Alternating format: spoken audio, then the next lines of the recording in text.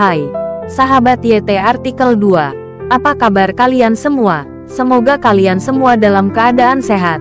Amin. Sebelum melanjutkan ke ceritanya, jangan lupa tinggalkan like, komen, dan subscribe. Karena dengan like dan komentar kalian, yang semakin membuat admin semangat mengupload lanjutan ceritanya.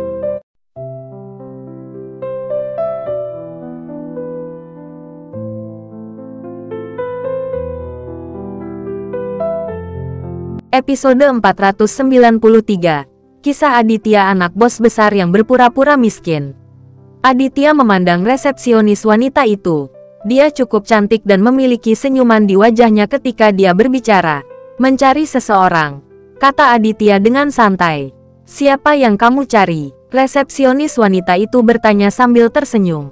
Cari bosmu, Nobuo Matsushima, kata Aditya dengan tenang. Oh. Resepsionis wanita itu mengangguk cepat setuju, karena dia sudah diberitahu sebelumnya. Setelah beberapa saat seseorang datang menemui bosnya, dan dia sangat tidak ramah. Dia tidak bisa tidak melihat Aditya dengan hati-hati. Melihat Aditya hanya membawa satu orang, dia merasa Aditya ada di sini hanya untuk mati. Dia tidak tahu apa yang dilakukan bos Vision Industrial. Dia benar-benar datang. Itu sangat berani. Memikirkan hal ini, resepsionis wanita juga memiliki senyuman jahat yang tidak terlihat di wajahnya. Baiklah, Tuan, silakan lewat sini. Resepsionis wanita itu masih sangat sopan, memimpin jalan dan memimpin Aditya dan Karisman ke atas. Di depan kantor CEO di lantai 3, resepsionis wanita itu maju dan mengetuk pintu. Setelah mengucapkan beberapa patah kata dalam bahasa Mandarin, resepsionis wanita itu mundur beberapa langkah dan berkata kepada Aditya, Tuan, bos kami ingin Anda masuk.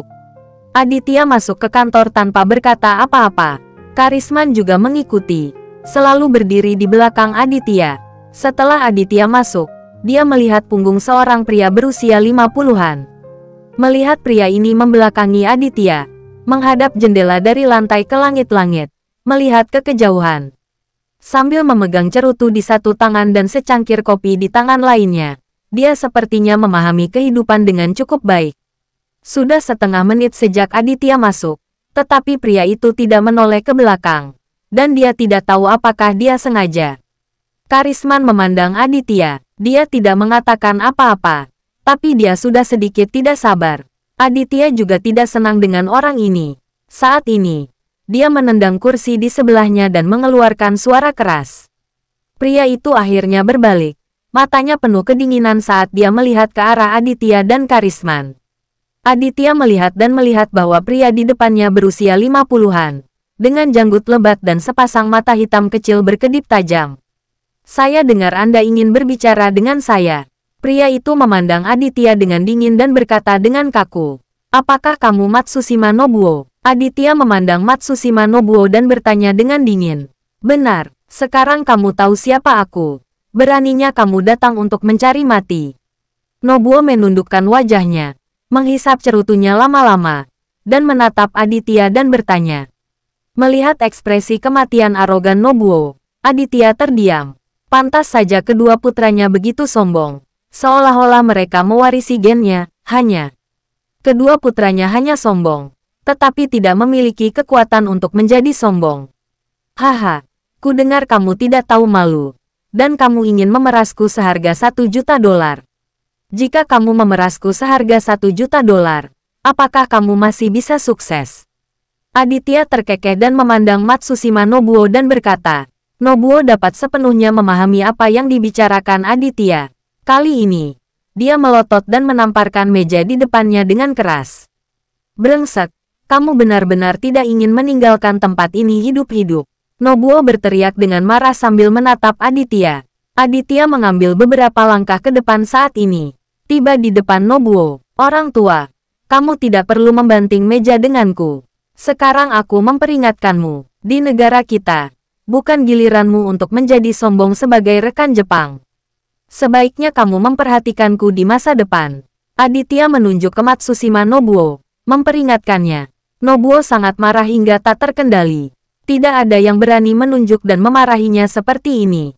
Selain itu, Dia tidak mengetahui identitas atau latar belakang Aditya. Singkatnya, dia memandang Adi. Orang biasa, beraninya kamu bersikap kasar padanya. Dia tidak tahan. Menurutku kamu benar-benar tidak ingin hidup terlalu lama. Teriak Nobuo Matsushima dan membuka laci di depannya. Aditya dan Matsushima Nobuo berdiri di seberang meja saling berhadapan. Ketika mereka melihat lelaki tua itu mencoba mengambil sesuatu dari laci, Aditya menduga dia ingin mengambil pistol. Jadi bagaimana Aditya bisa memberinya kesempatan seperti itu? Saat ini, dia meraih dasi Nobuo Matsushima dan menariknya dengan kuat. Nobuo Matsushima tertangkap basah. Setelah erangan teredam, dia merasa seperti sesak napas. Namun, kecepatan reaksinya masih sangat cepat dan keterampilannya juga bagus. Dia melompat dengan kaki di tanah dan benar-benar melompat dari meja dan berhadapan langsung dengan Aditya. Dengan pukulan yang kuat, Nobuo Matsushima menggunakan seluruh kekuatannya untuk menyerang pelipis Aditya. Jurus ini terlalu kejam. Jika kena pasti akan terbunuh di tempat. Aditya mengerutkan kening. Tidak pernah menyangka Nobuo Matsushima bisa begitu kejam. Membunuh seseorang hanya dengan satu gerakan. Tidak ada waktu untuk berpikir terlalu banyak. Aditya mengulurkan tangannya dan meraih pergelangan tangan Matsushima Nobuo. Bang! Lutut Aditya tiba-tiba mengenai perut Nobuo. Tiba-tiba, Nobuo Matsushima membungkuk. Bagaimana dia bisa menahan pukulan berat ini? Aditya mungkin akan mencekiknya sampai mati jika dia mencekiknya lebih lama lagi. Jadi dia melonggarkan dasinya. Saat itulah Nobuo Matsushima menarik napas.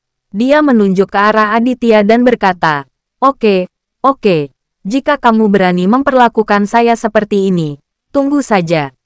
Setelah itu, Nobuo Matsushima dengan cepat menekan tombol di atas meja. Aditya tahu bahwa Nobuo Matsushima meminta bantuan. Benar saja.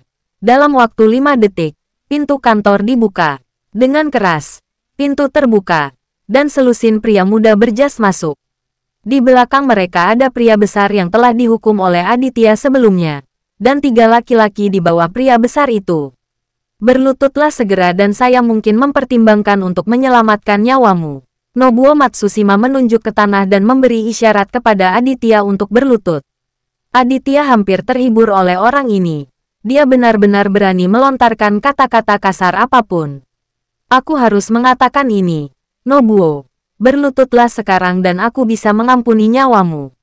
Kata Aditya sambil mencibir. Brengsek, ayo, bunuh mereka berdua. Matsushima Nobuo meraung dengan nada yang sangat marah. Tiba-tiba, lebih dari selusin pria berjas dengan cepat mengepung Aditya dan Karisman, siap mengambil tindakan. Aditya benar-benar terlalu malas untuk bertarung dengan orang-orang ini. Ada terlalu banyak perkelahian akhir-akhir ini, dan Aditya bosan dengan mereka. Sambil mengedipkan mata ke Karisman, Aditya memberi isyarat kepada Karisman untuk menarik senjatanya. Karisman mengerti maksud Aditya. Dia mengeluarkan pistol dari pinggangnya dan mengarahkannya ke orang-orang di sekitarnya. Siapapun yang tidak takut mati harus tinggal di sini. Jika kamu ingin hidup, segera keluar. Selusin pria berjas semuanya sedikit bingung. Mereka dengan tangan kosong. Bagaimana mereka berani menghadapi Karisman secara langsung? Pergilah. Mata Karisman berkilat dingin dan dia berteriak dengan suara rendah. Segera. Selusin pria berjas perlahan mundur dan menyelinap keluar. Orang besar itu tidak berani tinggal. Maka ia melarikan diri bersama ketiga anak buahnya.